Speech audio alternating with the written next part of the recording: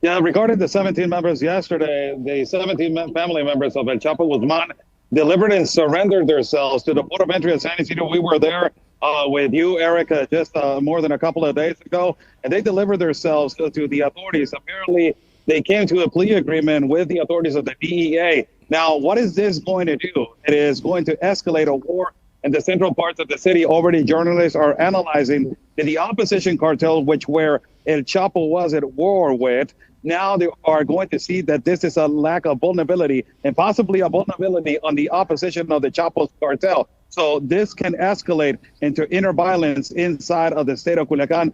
And regarding the mass graves, it doesn't stop, Eric.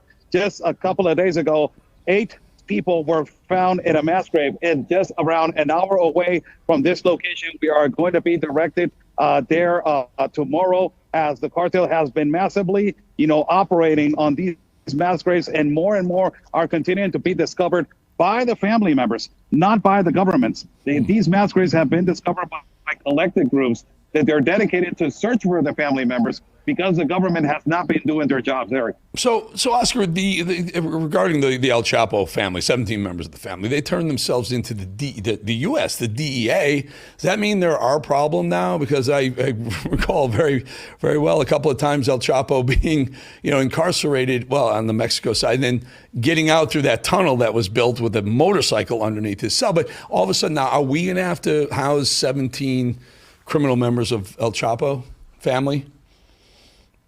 Well, yes, they came to an agreement, and one of the agreements was possibly that El Chapo asked the government of the United States or the sons of El Chapo to protect their family members, because this could escalate into a war. It has been already diagnosed by intelligence officers that it was a move from El Chapo Guzman family, and also a plea deal to just arrive and protect their family members.